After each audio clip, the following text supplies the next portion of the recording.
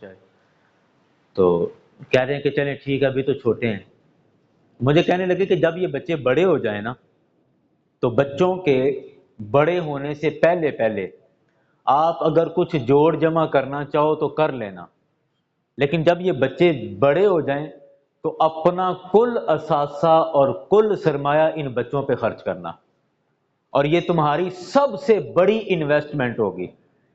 جو مال آپ نے ان بچوں پر خرچ کیا ہوگا، اگر کچھ بنتا نہیں ہے نہ بنانا، یعنی جوڑ جمع کرنے کے اور جائیداد بنانے کے چکر میں نہ پڑنا، بلکہ وہ پیسہ ان بچوں پر انویسٹ کرنا، ان کی تعلیم پر، ان کی تربیت پر خرچ کرنا. تو جو تم ان پر خرچ کر دو گے وہ تمہاری زندگی کی سب سے بڑی انویسٹمنٹ ہوگی، سب سے بڑا تمہارا وہ روزگار ہوگا کہ تم اگر خود سے کاروبار کرو تو شاید اتنا نہیں کما سکو گے جتنا یہ بچے کما لیں گے، اور یہ تمہارا اتنا دنیا کا کوئی کاروبار اتنا نفع نہیں دیتا جتنی نیک اولاد نفع دیتی ہے، دنیا کے اندر بھی اور آخرت کے اندر بھی. تو جب بچے بڑے ہو جائیں تو پھر سب سے بڑی انویسٹمنٹ وہی ہے جو بچوں پر کر دی جائے، جو ان پر خرچ کر دی جائے. اس لیے سرکار علیہ السلام نے فرمایا کہ باپ کی طرف سے جو اولاد کو سب سے بڑا تحفہ ہے وہ ان کی اچھی تربیت ہے. اچھی تربیت سب سے بڑا تحفہ ہے. اب آئیں آگے. اب چند ایک بنیادی سی باتیں ہیں اور یہ باتیں بڑی اہم اور بڑی ضروری ہیں. حضرت لقمان علیہ السلام نے اپنے بیٹے کو جو نصیحتیں فرمائیں ان میں پہلی نصیحت یہ ہے،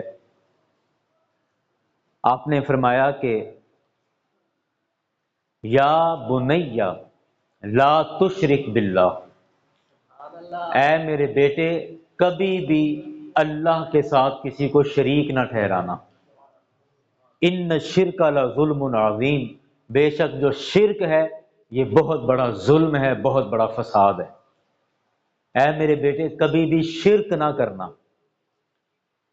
یعنی اولاد کی تربیت میں سب سے بڑھ کر ضروری ہے کہ ہم بچوں کا سب سے پہلے عقیدہ درست کریں، ان کا نظریہ درست کریں کہ بیٹے اللہ کے ساتھ کسی کو شریک نہ ٹھہرانا، کبھی زندگی میں شرک نہ کرنا. شرک سب سے بڑا ظلم ہے.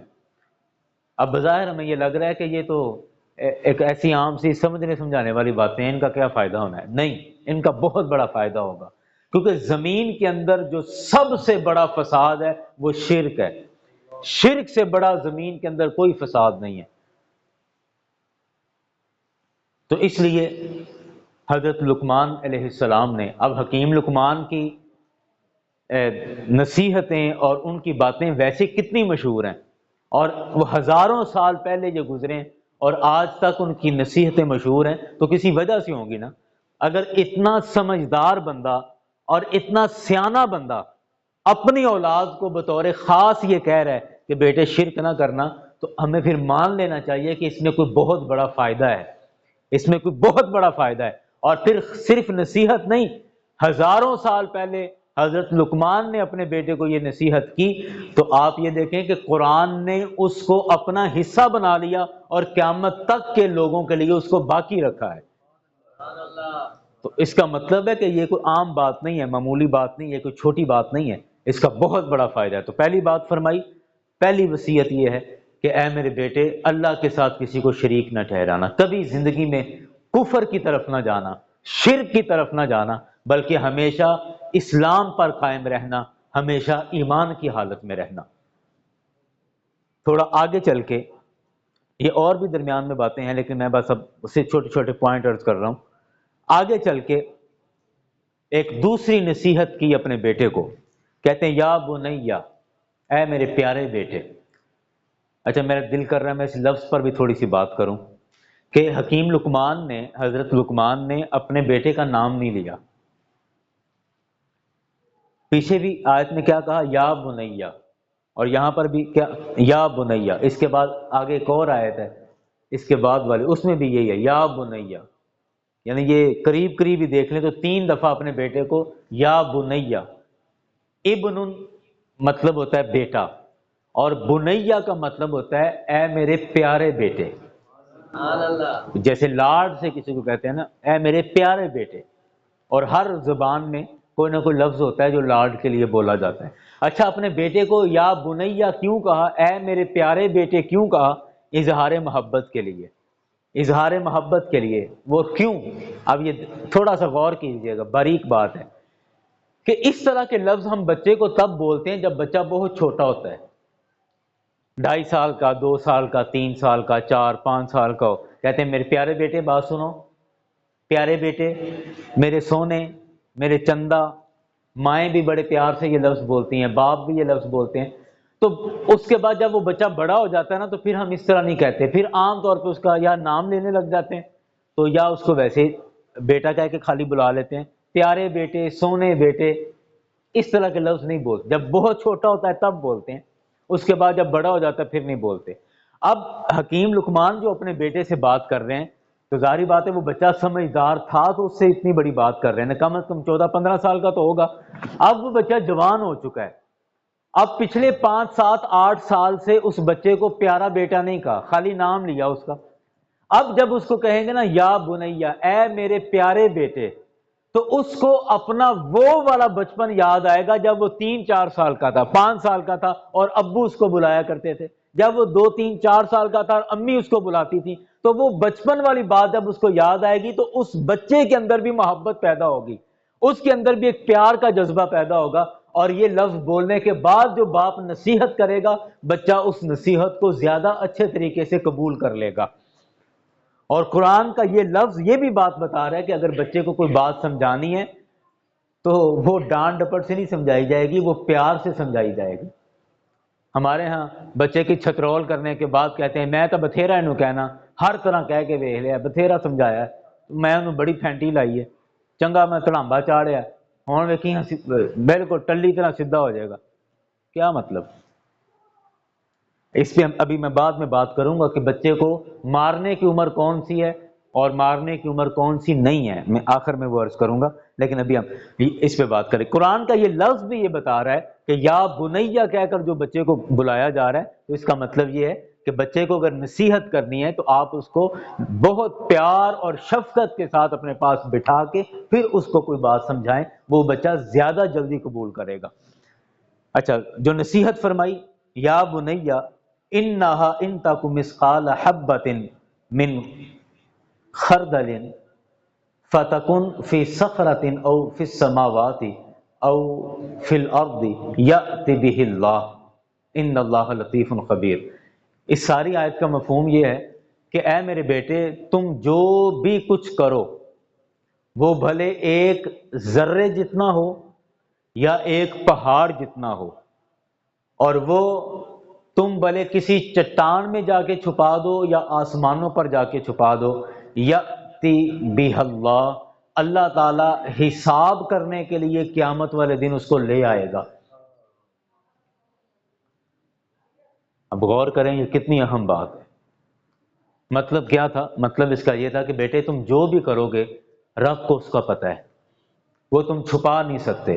ایک ذرے جتنا کچھ کرو یا پہاڑ جتنا کچھ کرو، وہ کسی چٹان میں جا کے چھپا دو، یعنی کسی چٹان میں چھپ کر کرو کوئی گناہ، یا آسمانوں کی فضاؤں میں کچھ گناہ کرو کہ جہاں بچہ سمجھ رہا ہے کہ مجھے کسی نے نہیں دیکھا، فرمایا یأتی بہ اللہ، اللہ تعالیٰ قیامت والے دن جب حساب فرمائے گا تو وہ چیز لے آئے گا، یعنی اللہ سے وہ چیز پوشیدہ نہیں ہے۔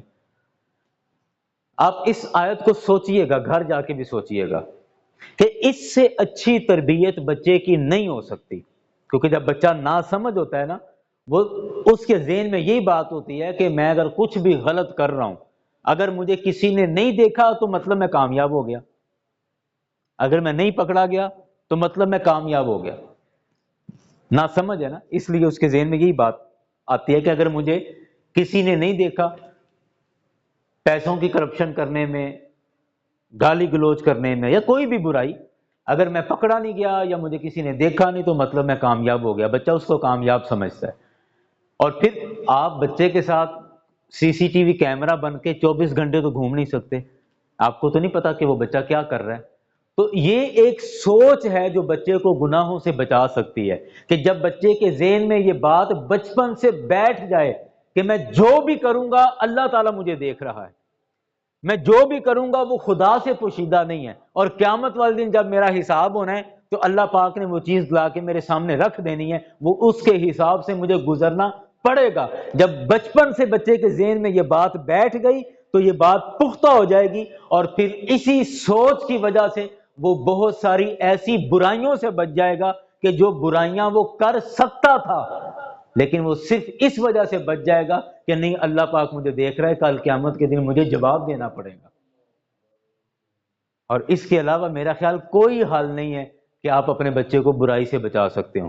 آپ کے سامنے تو چلو آپ سے ڈرے گا، یا گھر والوں کے سامنے تو وہ تھوڑا جھچکے گا، لیکن جب گھر والے نہیں ہوں، عموماً ہم نے دیکھا کہ چھوٹے بچے وہ دیکھا دیکھی نا ایسی سٹائل سمجھ کے سگریٹ پینے لگ جاتے ہیں۔ اب ظاہر بات ہے وہ ابو کے سامنے تو نہیں پیے گا، امی کے سامنے یا گھر والوں کے سامنے تو نہیں پیے گا، لیکن کئی دوستوں میں پینے لگ جاتے ہیں، اور کئی دوستوں میں بھی نہیں، صرف بالکل اکیلے جا کے۔ تو مسئلہ سگریٹ پینے کا نہیں ہے، ایک آدھ یا کوئی چند مہینے سگریٹ پینے سے کچھ نہیں ہوتا، مسئلہ سگریٹ پینے کا نہیں، مسئلہ یہ ہے کہ بچے کے سامنے برائی کا ایک رستہ کھل گیا ہے، ایک آغاز ہو گیا ہے، اور اگر یہ نہ رکا تو پھر بات سگریٹ تک نہیں رہے گی، بات اس سے آگے چلی جائے گی، ایک برائی کا رستہ کھل رہا ہے، اور اس وقت بچے کو اس برائی سے صرف یہی سوچ بچا سکتی ہے کہ میرا رب مجھے دیکھ رہا ہے، اور میں جو بھی کروں گا کل قیامت کے دن مجھے اس کا حساب دینا پڑے گا۔ اور یہ بات آپ مجھے کہیں یا بڑی عمر کے بندے کو کہیں تو وہ کہے گا اچھا چل ویکھ لیں گے، اس کے ذہن میں یہ بات اتنی پختگی سے نہیں بیٹھے گی جتنی پختگی سے یہ بات بچے کے ذہن میں اس کے بچپن میں بیٹھے گی۔ تو اس لیے بچے کو بچپن سے یہ بات سکھائیں، یہ نہ کہیں کہ جیسے ہمارے مائیں، بچوں کی مائیں عام طور پہ گھروں میں کوئی بچہ کام خراب کرے تو کہتی تیرے ابو کو آنے دو، بتاتی ہوں تیرے ابا کو۔ نہیں، یہ غلط بات ہے۔ وہ خام خواہ بچے کے ذہن میں ابا ایک ویلن بن جاتا ہے، وہ کہتا ہے جی برا کام کرنا غلط نہیں ہے، بس ابا کو نہیں پتہ چلنا چاہیے، ابا جو ہے نا یہ بندہ ٹھیک نہیں ہے، یہ دشمن ہے، باقی تو خیر ہے، کوئی حرج نہیں۔ اب مائیں جو ہیں وہ بچوں کی پسندیدہ ہو جاتی ہیں، اور ابے جو ہیں وہ بچوں کے لیے وہ مکروہ ہو جاتے ہیں، یعنی اے بندہ ٹھیک نہیں گا، اے جدوں آندا چڑکدا ہے، جدوں آندا، تو ابے خام خواہ وہ ایک ویلن بن جاتے ہیں بچوں کے ذہن میں۔ تو مائیں بچوں کو یہ نہ سکھائیں کہ غلط کام کیا ہے ابھی تیرا ابو آتا ہے تو میں بتا، نہ یہ نہ کہیں، آپ جو بات ہے وہ کہیں کہ آپ نے غلط کیا ہے، یہ غلط ہے، آپ یہ گناہ کا کام ہے، اللہ پاک اس پہ سزا دے گا۔ جب تربیت تو کرنی ہے، تو جب اس طرح بچے کو سکھائیں گے تو وہ ابے والا معاملہ ہی نکل گیا، اب وہ خدا تعالیٰ کے ساتھ کنیکٹ ہو گیا بچہ، آپ نے اس کی برائی کا حل ڈائریکٹلی اللہ تعالیٰ کے ساتھ جوڑ دیا کہ آپ نے یہ کیا کیا، یہ تو بری بات ہے، اللہ پاک نے منع کیا ہے، اللہ کے محبوب ناراض ہوتے ہیں، اللہ پاک ان سے ناراض ہوتا ہے ایسی حرکت سے، آپ نے اللہ پاک کو ناراض کیا ہے، آپ کو گناہ ملے گا۔ جب چھوٹے سے بچے کو آپ یہ بات سکھائیں گے تو پھر وہ زیادہ اچھا سمجھ جائے گا، اور پھر وہ آپ کی غیر موجودگی میں بھی بری حرکتوں سے بچے گا۔ اب آئیں مضمون کو ہم سمیٹیں۔ تیسری نصیحت جو کی حضرت لقمان نے، وہ کہا کہ یا بنیا اقم الصلاۃ، اے میرے بیٹے ہمیشہ نماز قائم کرنا، نماز پڑھنا۔ بظاہر کہنے کو یہ ایک اچھی سی بات ہے، بس ہمیں اتنا سے لگتا ہے، اصل میں ہم غور نہیں نہ کرتے، ہمیں لگتا ہے نماز پڑھنا یہ اچھی بات ہے، قرآن پاک ہے نا تو اس لیے نماز پڑھنے کو حکم دے دیا۔ نہیں، اس کا فائدہ ہے۔ فائدہ کیا ہے؟ آپ نے قرآن پاک میں ایک اور آیت سن رکھی ہوگی کہ ان الصلاۃ تنہا عن الفحشاء والمنکر والبغی، کہ بے شک نماز بے حیائی اور برے کاموں سے روکتی ہے، نماز بے حیائی اور برے کاموں سے روکتی ہے۔ تو جب آپ بچے کی تربیت یہ کر رہے ہیں کہ اس کو نماز کا عادی بنا رہے ہیں، نماز کا پابند بنا رہے ہیں، اقیم الصلاۃ، بیٹے نماز قائم کرنا، تو اب نماز قائم کرنے کے لیے طہارت ضروری ہے، کپڑے پاک ہونا ضروری ہیں، جسم پاک ہونا ضروری ہے، صاف ستھرا ہونا ضروری ہے۔ تو جب ایک بچے کی عادت بن جائے کہ دن میں 5 دفعہ اس نے نماز پڑھنی ہے، تو پھر بڑی امید ہے کہ وہ بہت ساری برائیوں سے بچ جائے گا، بہت ساری فحاشیوں سے بچ جائے گا۔ اب اس کی میں مزید وضاحت نہیں کرتا، آپ سوچ لیں کہ میں کیا کہنا چاہ رہا ہوں۔ چند مہینے پہلے میں اپنے چند دوستوں کے ساتھ بیٹھا تھا، تو میں نے ان سے ایک بات کہی، میں نے کہا کہ جو ہمارا بچپن تھا وہ بالکل سادہ تھا۔ 1900 کہہ لیں کہ 96 97 98 سے میں اپنی بات کر رہا ہوں، بچپن سٹارٹ ہوا اور 2005 7 تک تقریباً بچپن رہا۔ اس کے بعد چلو بڑے ہو گئے، 8ویں 9ویں کلاس میں ہو گئے۔ تو وہ جو بچپن تھا نا، وہ بالکل سادہ دور تھا، اس میں موبائل عام نہیں تھا، میڈیا اس طرح نہیں تھا، یہ سارا کچھ اس کے بعد ہوا ہے۔ اب وہ بچپن سادہ تھا تو ہمیں تو برائی کے کوئی بہت زیادہ موقع نہیں ملے، کیونکہ جب برائی کا موقع مل جاتا ہے نا تو پھر بچنا بڑا مشکل ہو جاتا ہے۔ تو اللہ پاک سے ہمیشہ دعا کرنی چاہیے کہ اللہ برائی کا موقع ہی نہ دے، کیونکہ موقع مل جائے اور پھر بندہ موقع ملنے کے بعد بچ جائے بڑا مشکل ہے، اور موقع ملنے کے بعد بھی جو بچ جائے، میں سمجھتا ہوں کہ اس دور میں وہ اللہ کا ولی ہے۔ اس دور میں وہ اللہ کا ولی ہے کہ جس کو برائی کا موقع ملا اور پھر بھی وہ اس برائی سے بچ گیا، پیچھے ہٹ گیا۔ یہ بہت بڑی بات ہے، بہت بڑی بات ہے، اور یہ اللہ کا ولی، اللہ کا محبوب اور دوست ہے وہ بندہ۔ تو میں عرض کرتا کہ ہمیں تو برائی کا خاص موقع نہیں ملا اس طرح، تو ہم بچ گئے۔ اور پھر جب یہ موبائل اور یہ سارا کچھ عام ہوا، ہمارے جو ماں باپ تھے وہ ہم سے بھی زیادہ سادہ تھے، تو ان کو تو بٹنوں والے اور یہ موبائل کا جو سادہ سا استعمال ہے ان کو تو وہ بھی نہیں آتا تھا، اور ہم ان کو کئی چیزوں میں چکر دے جاتے تھے۔ اب جو ہمارے بچے ہیں انہوں نے تو پیدا ہوتے ہی موبائل دیکھا اور بہت کچھ دیکھا، تو جب یہ ہمارے بچے جوان ہوں گے تو یہ تو ہم سے بھی بہت زیادہ اس ٹیکنالوجی کو سیکھ چکے ہوں گے، اس ٹیکنالوجی کو سمجھ چکے ہوں گے۔ تو ہم کیسے نظر رکھیں گے اپنے بچوں پر کہ وہ برے کام کی طرف نہ جائیں، یا کیسے اپنے بچوں کو روک سکیں گے کہ وہ برائی کی طرف نہ جائیں؟ یہ ایک سوال تھا۔ اس پر خیر بات ہوتی رہی۔ ہمارے ایک دوست نے کہا کہ جی وہ موبائل میں ایک ایپ ہے، تو وہ ایپ آپ اپنے موبائل میں بھی انسٹال کر دیں، بچے کے موبائل میں بھی انسٹال کر دیں، اور بچے کو وہ ایپ نظر نہیں آئے گی، آپ کو صرف نظر آئے گی، اور آپ اس ایپلیکیشن کے ذریعے بچے کا سارا موبائل آپ اپنے موبائل پر چیک کر سکتے ہیں کہ وہ کیا کیا یوز کر رہا ہے، کیا کیا دیکھ رہا ہے، اور صحیح کیا کر رہا ہے اور غلط کیا کر رہا ہے۔ یعنی اس کا فون آپ کے فون میں میرر ہو جائے گا، اور آپ اپنے فون پہ اس کا سارا فون اور اس کا سارا استعمال دیکھ سکیں گے۔ ایک دوست نے میں نے کہا یہ حل نہیں ہے، یہ حل نہیں ہے، اور حقیقتاً یہ حل نہیں ہے۔ یہ بہت ساری لڑائیوں اور فساد کی وجہ بنے گی کہ بچے نے اگر تھوڑی سی کہیں برائی کی، آپ کو سارا کچھ چونکہ پتہ چل رہا ہے، آپ بچے کو پکڑ لو گے، اور اس پہ جب چھوٹی چھوٹی باتوں پر آپ بچے کو ڈانٹو گے یا بولو گے تو پھر نتیجہ وہی خراب نکلے گا، بچہ باغی ہو جائے گا۔ یہ حل نہیں ہے۔ حل یہی ہے کہ بچے کو نماز کا عادی بنایا جائے۔ جب وہ نماز کا عادی ہوگا تو بہت ساری برائیوں سے آٹومیٹکلی وہ بچہ بچتا چلا جائے گا۔ بچے کو نماز کا عادی بنائیں اور خود رب کی بارگاہ میں دعا کریں کہ مولا جو میرے بس میں تھا میں نے وہ کیا ہے، بچے کی بہتری کے لیے، بیٹی ہے یا بیٹا ہے، دونوں اولاد کی بہتری کے لیے جو میرے بس میں تھا وہ میں نے کر دیا۔ میں نے ان کو نماز کا پابند بنا دیا، حلال حرام کی تمیز سکھا دی ہے، اچھا برا بتا دیا ہے۔ مولا اب گناہوں سے بچانا یہ میں تیرے ذمہ کرم پر چھوڑتا ہوں، مولا ان بچوں کی حفاظت فرما۔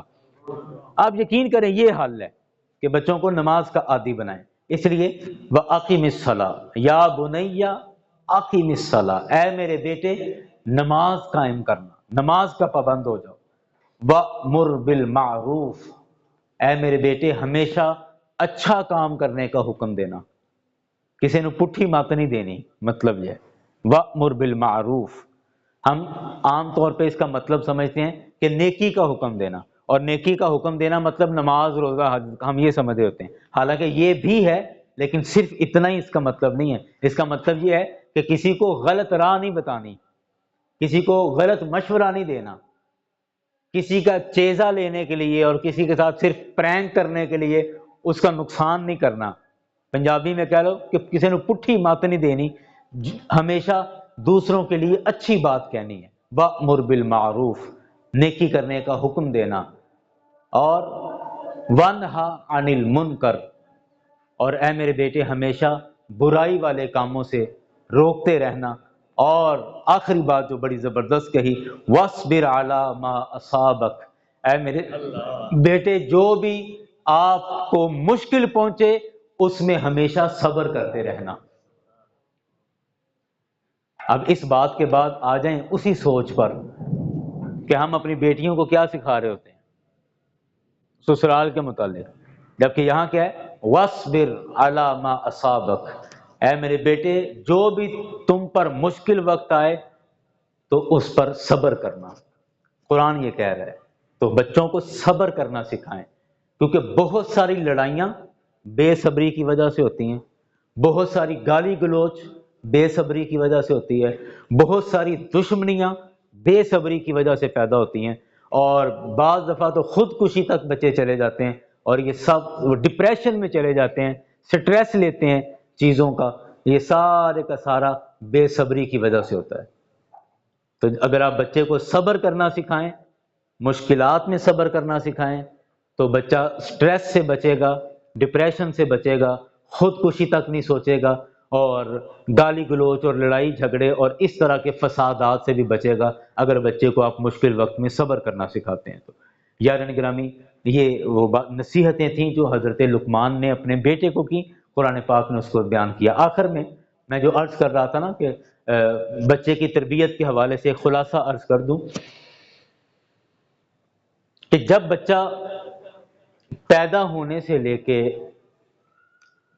5-6 سال تک آپ بچے سے خوب پیار کریں، خوب لاڈ لڈائیں، خوب اس کے ناز نخرے اٹھائیں، جیسا کہتا ہے ویسا کر لیں، مطلب خوب اس سے پیار کریں۔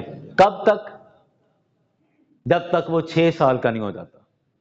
جب وہ 6 سال کا ہو جائے تو آپ ٹوٹلی اپنا لہجہ تبدیل کر لیں بچے کے ساتھ۔ 6 سال کے بعد آپ بچے کے بالغ ہونے تک، یعنی 12 سال تک آپ کہہ لیں کہ 12 سال تک بچے کے ساتھ یوں رہیں جیسے ایک آقا اپنے غلام کے ساتھ رویہ رکھتا ہے، یا ایک مالک اپنے نوکر کے ساتھ جو رویہ رکھتا ہے۔ 12 سال تک بچے کے ساتھ یہ رویہ رکھیں، اور جب وہ بالغ ہو جائے تو اب بچے کے ساتھ بالکل تب آپ چینج ہو جائیں، بچے کے ساتھ دوستانہ رویہ رکھیں، اس کے دوست بن جائیں۔ اس کا فائدہ کیا ہوگا کہ جب وہ بالکل چھوٹا ہے، یعنی 6 سال تک آپ اس سے پیار کریں گے، تو بچے کے ذہن میں یہ بات بیٹھے گی کہ یہ جو شخص ہے، یعنی میرا باپ ہے یا میری امی ہے، ماں ہے، یہ مجھ سے بہت پیار کرتے ہیں، میں ان کو جو کہوں گا یہ مان لیں گے۔ تو بچے کے ذہن میں ایک خاکہ بن جاتا ہے کہ یہ میں ان سے جس طرح بھی کہوں گا یہ کر لیں گے، یہ مجھ سے بہت پیار کرتے ہیں۔ جب اس کے بعد آپ سختی کرنا شروع کریں گے، اور سختی 6 سال کے بعد شروع کر دیں، ہم اس میں لیٹ کر دیتے ہیں، ہم 10-12 سال کے بعد سختی کرنا شروع کرتے ہیں، حالانکہ اس وقت سختی کا دور نکل چکا ہوتا ہے۔ پھر بچہ آگے سے بولتا ہے اور مزاحمت کرتا ہے اور منہ چڑھاتا ہے اور مطلب ریئیکشن کرتا ہے، غلط ریئیکٹ کرتا ہے اس کے بعد، تو وہ ٹائم نہیں ہے سختی کرنے کا۔ سختی آپ کریں 6 سال کے بعد، اور یہ عمر اس طرح کی ہے کہ بچہ چیزیں سمجھنے لگ جاتا ہے، لیکن وہ مقابلہ کرنے کی صلاحیت بچے میں نہیں ہوتی۔ 6 سال 7 سال کا بچہ ہے، اس سے لے کے 10 سال تک 11 سال تک بچے میں چیزوں کو سمجھنے کی صلاحیت تو ہوتی ہے، لیکن مقابلہ کرنے کی صلاحیت نہیں ہوتی۔ اس لیے آپ ان کو ڈانٹیں گے بچے کو، وہ ڈر جائے گا، آپ اس کو روکیں گے وہ رک جائے گا۔ لیکن جب بچہ بالغ ہو جاتا ہے نا، تو پھر اس میں فیصلہ کرنے کی صلاحیت پیدا ہونے لگ جاتی ہے، پھر وہ فیصلہ کرنے کی پوزیشن میں آ جاتا ہے۔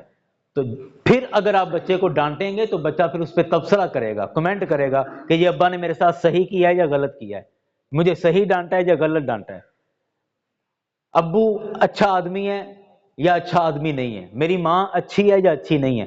وہ اس طرح کے تبصرے سوچنے لگ جاتا ہے 12 سال کے بعد۔ تو اس ٹائم جب وہ اس طرح کے تبصرے سوچنے لگ جائے، آپ اس کے ساتھ دوستانہ ہو جائیں، دوستانہ رویہ اختیار کر لیں، تو ہمارے بچے کی تربیت مکمل ہو جائے گی۔ یہ بچہ انشاءاللہ زندگی میں پریشان نہیں کرے گا۔ کیوں؟ کیونکہ بہت بچپن میں اس نے آپ کا پیار بھی دیکھ لیا، اور اس کے بعد 7 سال کے بعد اس بچے نے آپ کا غصہ بھی دیکھ لیا، ناراضگی اور آپ کی سختی بھی دیکھ لی۔ تو اب پیار اور غصہ دونوں وہ دیکھ چکا ہے۔ اب تیسرے نمبر پر آپ کا اب 12 سال کے بعد جب آپ اس کے ساتھ دوستانہ ماحول میں آ جاتے ہیں، تو اب وہ بچہ آپ کے ساتھ ویسے ہی اٹیچ ہو جاتا ہے، تو آپ کا خوف بھی بچے میں رہے گا، آپ کا پیار بھی بچے میں رہے گا، اور وہ بچہ آپ کے ساتھ جڑا بھی رہے گا، آپ کے ساتھ اٹیچ بھی رہے گا، تو بچے کی تربیت مکمل ہو جائے گی۔ اور بہت ساری باتیں ہیں جو ذہن میں ہیں اور کرنے والی ہیں، لیکن ہمارا وقت ہو چکا ہے، تو میں بات کو ادھر ہی مکمل کرتا ہوں۔ آپ احباب کے ذہن میں کوئی سوال ہو بچوں کی تربیت کے حوالے سے تو آپ کر سکتے ہیں۔